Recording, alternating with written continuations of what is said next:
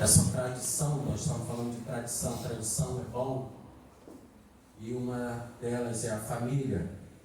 Evangelho de Mateus, capítulo 7, o verso 24. As palavras do Senhor, ele vem falando sobre, ele começa falando sobre julgamento, não julgar o próximo. Ele fala sobre a persistência da oração. Depois ele fala sobre entrar pela porta estreita, porque a porta larga levam à perdição, mas a porta estreita, poucas pessoas conseguem entrar por essa porta estreita. E ele fala sobre a árvore e o seu fruto, o cuidado de você não ser enganado. E ele fala que você vai conhecer a árvore pelo fruto.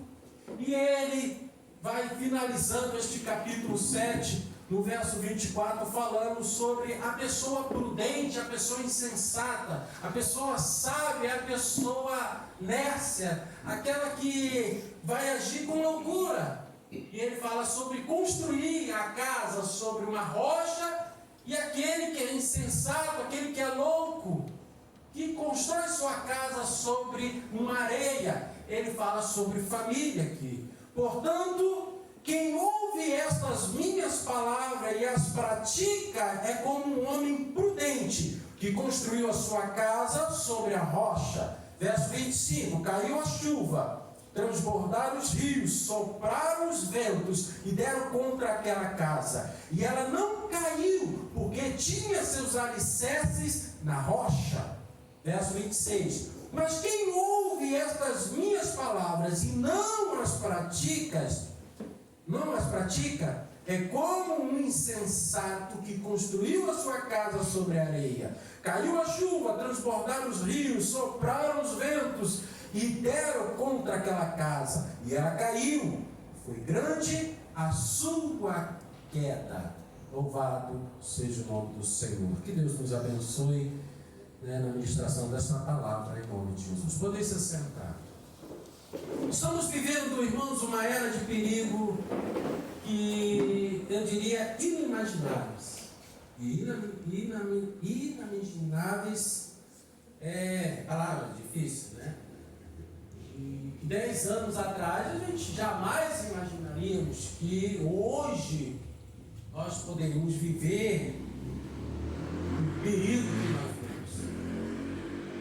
20 anos atrás, 30 anos atrás, uma celebração de um Dia dos Pais se reunia não só familiares, mas também amigos, vizinhos, muita gente. Mas como a família está sendo atacada e as construções de família estão sendo sobre areia, hoje nós vemos isso com muita escassez. Muita escassez. Há muitos que dizem que a época de Hitler já passou, a época de Mussolini já passou, e não vamos viver mais isso. Mas, meus irmãos, a natureza humana, nós precisamos entender que não passou. O ser humano, ele é mau. Jesus falou certa vez em um dos seus discursos, de muitos discursos que ele fez: vocês sendo maus, vocês sabem dar boas dádivas aos vossos filhos. Quanto mais o vosso Pai Celestial dará a todo aquele que pede. Então Jesus falou: nós somos maus. Nós somos maus. Porque os nossos filhos pedem, nós sabemos dar coisas boas para eles. Ainda há pessoas que nascem com desejo de poder, e não só o poder, mas são ambicionados pelo próprio diabo. E nessa ambição de poder, muitos fazem mal. Muitos fazem mal. Uma pessoa uma vez falou para mim assim: você é uma pessoa boa, mas você não tem ambição. Você tem que ter ambição, porque se você tiver ambição, você vai alcançar, você vai conquistar, você vai ter muitas coisas nessa terra. Senão você vai morrer pobre, porque você não é uma pessoa ambiciosa? E eu respondi: se os meus valores estiverem abaixo da minha ambição, não vale. Porque eu tenho um valor. Eu tenho um valor. E esse valor foi pago com um preço muito caro. Custou o sangue de um inocente. Custou o sangue do Filho de Deus. Aonde Jesus, na cruz do Calvário, naquele lugar chamado Gólgota, lugar da caveira, ele foi lá e foi crucificado vivo. Para quê? Para pagar um preço por mim e por você, pecador, que nós somos. Ele pagou pela nossa vida. Então, eu tenho um valor. E se eu sou ambicioso, e se essa ambição é maior do que os meus valores, não vale. Não vale. Quando nós pensamos nas pessoas ricas, como Bill Gates, tem aquele agora que está na moda, né? Como é que é o nome dele? Elon Musk. O pessoal fala muito nele. Essas pessoas riquíssimas. Imaginamos que essas pessoas estão satisfeitas com sua riqueza. Só que quanto mais elas têm, mais elas querem. Uma vez perguntaram para a família de Rockefeller, que é uma das famílias mais ricas do mundo, o que é ter a quantia exata, a quantidade que satisfatória? E ele respondeu: um pouco mais. Um pouco mais. Ou seja, essas pessoas estão na procura da felicidade. Só que entendam uma coisa: a felicidade que o mundo procura é uma felicidade que não é que a Bíblia diz, não é o que Deus tem para nós.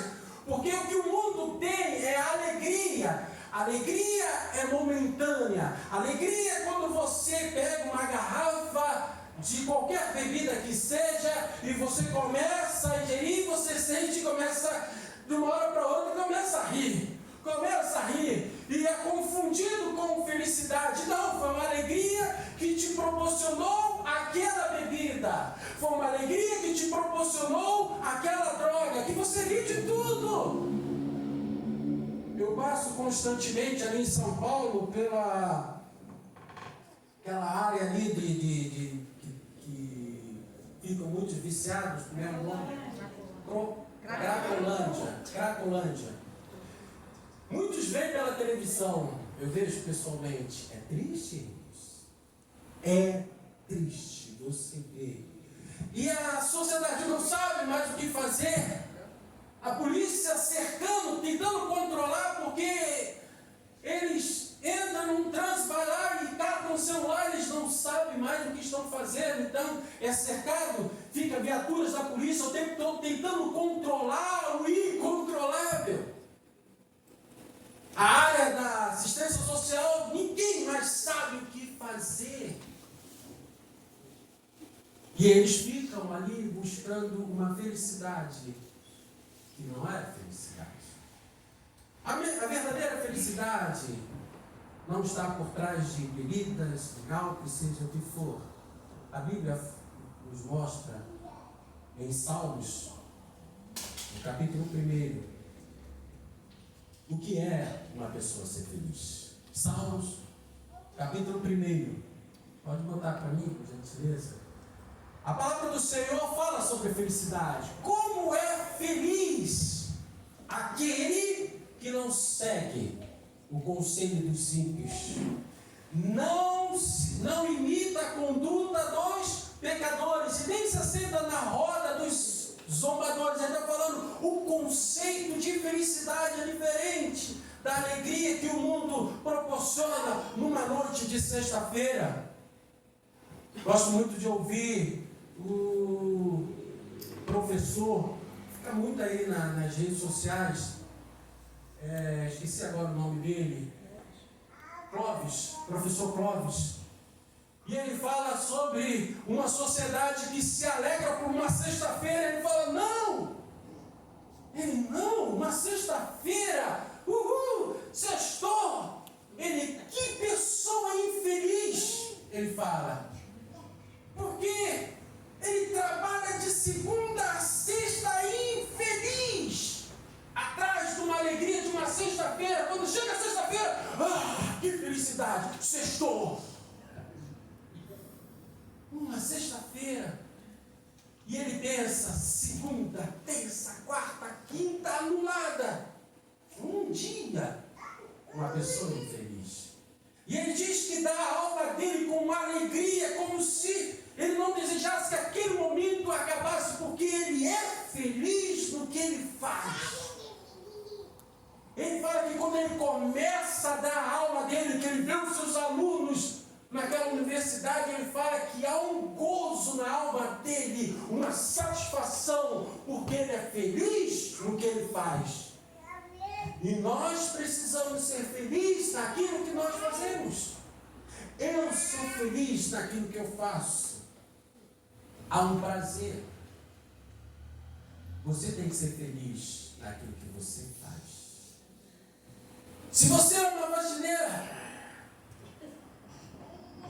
esfregando esse chão, aí quando chega na sexta-feira, que alegria, que eu não vou ver mais esse pano de chão. Que pessoa infeliz. Transforma o seu trabalho numa felicidade. Porque é dali que você tira o sustento para a sua vida e a sua família. É isso que Jesus está falando sobre construir casa sobre a rocha. Porque vem vento, vem tempestade. E dá sobre a sua casa, vai dar sobre a sua família. Mas o que vai ocasionar? O que vai abalar? É a estrutura, o alicerce, como você construiu. Porque a tempestade da vida vem, o sofrimento vem, as perdas vêm. Nós falamos dos nossos pais que não estão mais conosco. Veio sofrimento na minha vida? Veio. Veio sobre a sua? Também veio. Mas como que você teve a capacidade de lidar com isso? De perdas e ganhos, é como você construiu a sua casa. Se você construiu a sua família sobre a rocha, você estava pronto para receber o impacto da vida, das tempestades, do vento, das águas que entram e dão contra a nossa casa, contra a nossa família. Mas se nós construirmos sobre a areia, nós somos facilmente derrotados e frustrados. E Jesus, o Salmo fala sobre isso. O verso 2, ele vem narrando, dizendo, ao contrário, sua satisfação, daquela pessoa que é feliz, não alegre, não porque ele depende de uma sexta-feira, como diz o professor Clóvis.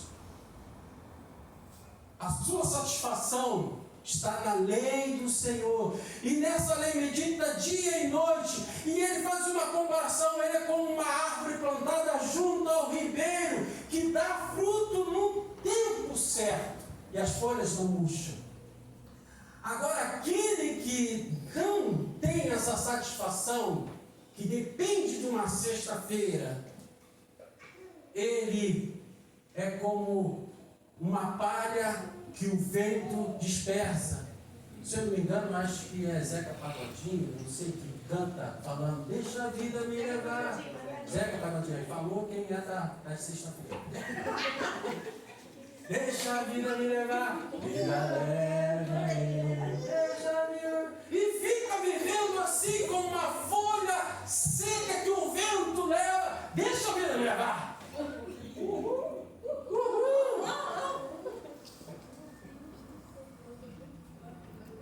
É minha irmã, tá? E minha mãe. Tudo pecador. Estou tentando há anos salvar, mas está difícil. Salvar entre aspas, né? Levar a palavra de Deus. Só o Senhor mesmo. Só a misericórdia. É como a árvore plantada à beira das águas correntes, que dá o fruto no tempo certo. Suas folhas não murcham, tudo que ele faz prospera. Tudo que ele faz prospera. Tudo que ele faz prospera.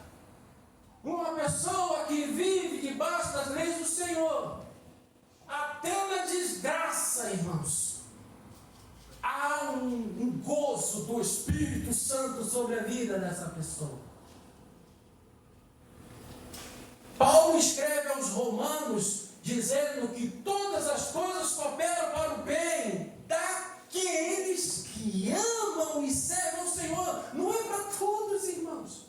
É para quem amam e servem a Deus. Coopera para o bem, coopera para o bem. No momento eu não entendo, mas coopera para o bem. Coopera para o bem. Quando meu pai veio para Brusque, eu achei, vai ser legal. Vai ser bom. Trouxe logo depois, viria para nós estarmos enviados pela igreja como pastor missionário. Meu pai adoece, em 20 dias morre. Como que isso coopera para o bem? E lá no hospital do Zambuja ele me chama, e eu da porta ele faz com a mão. Aí a pessoa falou, teu pai está te chamando. E eu chego lá e, oi pai. Ele me dá a mão esquerda, seguro e aperta, e com a mão direita ele me dá tchau. Chegou a hora, pai. Ele já não estava mais falando. E eu dei tchau para ele e ele foi. Meu Deus. Mas naquela noite ele me deu umas palavras que eu guardei para mim. Ele falou para mim, meu filho, não desista daquilo que Deus colocou para você fazer nesta cidade. Prega o Evangelho.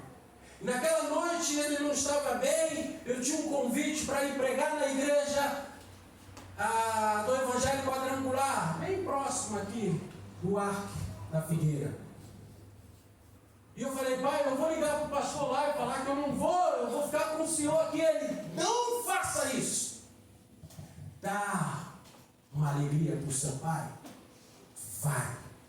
Pai, o senhor não pode ficar sozinho. Ele, vai, meu filho. E eu fui. Peguei aquela noite, Salmo 1. Terminei a pregação, corri para o hospital das Angústias, cheguei lá e ele estava olhando firme para a porta. E quando eu entrei, ele sorriu e falou, como é que foi, meu filho? Falei, pai, foi uma bênção. Glória a Deus. Passei aquela noite com ele. E naquela noite, ele não conseguia mais controlar a urina e começou a urinar, um cheiro de urina forte. E eu, dormindo, sentado num banco, com os braços sobre a cama dele, aquele cheiro de urina. Eu falei, Jesus, misericórdia, é assim que nós terminamos? O nosso fim, irmãos, não é um fim muito feliz. Não é um fim muito alegre. Eu estava na casa de um parente, semana passada, e eu fiquei olhando a pessoa, dobrando, é uma pessoa já, mas um pouquinho mais tarde, né? Pegou a sacola de mercado e dobrando várias sacolinhas, mas fazendo, criando uma coisa interessante. Bem dobradinho que eu olhei, que eu falei, dá até pena de você desfazer aquilo para usar aquela sacola. Aí falou, não, tem muitos aqui. Quando puxou a gaveta cheia, eu falei, Jesus, é assim que a gente termina? Dobrando saco de mercado. Senhor, o nosso fim é interessante, irmãos. E eu trocar tudo isso que a palavra de Deus diz, que aquele que serve o Senhor é como uma árvore plantada à beira de águas correntes, dá fruto, esse produz, esse dá alegria para a sua família, esse educa os seus filhos no caminho do Senhor, esse prospera em tudo que ele faz, suas folhas não murcham, ele é lembrado, ele é referência. Eu trocar tudo isso por um tempo que a Bíblia mesmo fala, e nós vivemos isso, 70 a 80 anos, o salmista fala, o que passam disso é cansaço e enfado. Ele está dizendo, não há muito proveito em dizer que eu vivo até 100 anos, trocar a eternidade, que a Bíblia fala sobre a eternidade, a salvação que Jesus conquistou na cruz, por um período de 70, 80 anos, onde nós trabalhamos para construir aquilo que nós não vamos levar. Jesus estava andando por Jerusalém e os discípulos chamaram: mestre, venha ver os templos maravilhosos, lindos, e queriam causar um impacto, impressionar Jesus, porque nós vivemos assim de impressionar. Nós queremos mostrar a nossa melhor casa, a nossa casa bonita, nós queremos mostrar o melhor carro. Vem ver o carro que eu comprei. E uma vez eu fiz isso, abrindo parede, vem ver o carro que eu comprei, e a pessoa falou: se eu quisesse ver carro, eu ia na concessionária. Me deixou tão murcho, eu estava tão feliz que eu tinha acabado de tudo. Eu queria impressionar, queria mostrar. Foi a primeira etapa, isso de uma pessoa ímpia, mas que falou uma verdade para mim. Quero impressionar quem? Se eu quiser ver carro, eu vou na concessionária. Falou uma verdade, mas de uma forma grosseira, mas para me despertar. E quando os discípulos foram mostrar para Jesus os grandes templos maravilhosos que eles, os homens, construíram, Jesus foi e respondeu: não sobrará pedra sobre pedra. Quiseram impressionar Jesus, e Jesus falou: vocês estão impressionados com isso? Não vai ficar nada de pedra. Passarão os céus, passarão a terra, mas a palavra do Senhor jamais passará vazia. Ela vai se cumprir o seu propósito dentro do tempo de cada um, de cada vida. Vai se cumprir na minha vida e na sua vida. Mas todas as coisas vão passar. A nossa casa vai passar. Precisa de reforma. Eu estava lá na casa dos parentes e ele foi me mostrando tudo que eles construíram. É tio da minha esposa. E ele: eu queria levar você no meu escritório. Me levou no escritório dele de advocacia. Ele é advogado, filho é advogado, é todo mundo advogado. E ele: olha, foi um prédio muito lindo, no centro da cidade de Jaguariúna, de São Paulo. Tudo muito bonito, uma casa muito bonita. E eu falei para ele: interessante o que está por trás de tudo isso, né? Muito trabalho, muito esforço. Tu correu bastante, conseguiu realizar. E agora? Agora quem vai realizar são teus filhos. Porque não tem mais nada para você realizar e nem tem mais tempo hábil. Aí ele sentiu vontade de chorar. Ele falou: é assim mesmo. É isso mesmo. Por que nós corremos tanto? Para realizar o quê? Realizar o quê? Precisamos construir a nossa casa sobre a rocha. E a rocha é Jesus. Continuando o Salmo, verso 4, diz que o ímpio não é o caso dos ímpios. Ímpio é aquele que não está a par das coisas de Deus. Ele não conhece. São como a palha que o vento leva. Por isso os ímpios não resistirão no julgamento, nem os pecadores na comunidade do justo. Pois o Senhor aprova o caminho do justo, mas o caminho dos ímpios leva à destruição. Muitos cristãos, seja católico ou evangélico, criticou, eu falei nas semanas, nas pregações passadas, sobre aquela passeata gay que teve em São Paulo, criticou aqueles homens na sua manifestação de orgulho gay, e eles pegaram um crucifixo e ridicularizaram, e muitos cristãos criticaram ele: olha aí, que blasfêmia, isso não pode ficar assim. Irmãos, é um ímpio que não está a par da palavra de Deus. É uma pessoa que é digna da nossa oração. É uma pessoa que precisa conhecer a palavra de Deus para conhecer a verdadeira felicidade, não a alegria deste mundo, mas a felicidade que está em Cristo Jesus de ter uma nova vida. Nós não temos que julgar essas pessoas, mas sim olhar com um olhar de misericórdia e amar, mesmo que elas tentam nos ridicularizar, falar coisas contra a gente, mas amar. Olhar com os olhos de Jesus. Jesus olhava para a prostituta e amava, e as pessoas, se ele fosse filho de Deus, ele saberia quem é essa mulher. E Jesus pegava, olhava, essa mulher,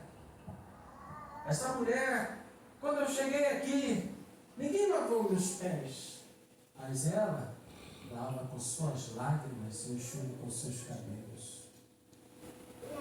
Jesus olhava e amava quem a sociedade rejeitava. E nós estamos agindo depois de 2000 anos igualzinho aquele povo. De olhar para uma sociedade corrompida, pervertida, adúltera, promíscua, e odiar as pessoas, criticando, rejeitando, afasta pecador de mim. Enquanto Jesus aproximava essas pessoas dele, amava. Essas pessoas só querem ser amadas. Nós precisamos amar a nossa família. Mas nós afastamos. Dia dos Pais. Não quero fulano aqui. Só vem aqui para fofoca. Ama esse fofoqueiro. Ama essa fofoqueira. Abrace, beije, perdoe. Mas se soubesse o que ela me fez, o que ele me fez, perdoe. Seja feliz. Seja feliz. Quem fez foi a pessoa, não foi você. Isso é que importa. Se fosse você, aí o problema seria você. Mas se foi a pessoa que fez, o problema é com ela. Você está bem. Ame e continue. Porque você também vai morrer um dia. Que Deus nos abençoe, irmãos. Gostaria de conversar. Isso aqui não, eu prego muito, as ministrações que me conhecem são pregações expositivas. Eu vou pregando versículo por versículo. Mas hoje, devido à apresentação da Gabriela, momento familiar, Dia dos Pais, é mais uma conversa. É mais uma conversa que eu estou tendo com vocês a respeito de família. Dentro dessa conversa, eu peço que Deus abençoe cada família. Que você viva feliz, não alegre. Não alegre, mas que seja feliz. Amém? Vou tirar dízimo e ofertas, porque é algo que nós fazemos na nossa igreja. Mas você não é obrigado a participar. Faz parte de um show? Não. É algo que nós fazemos para manter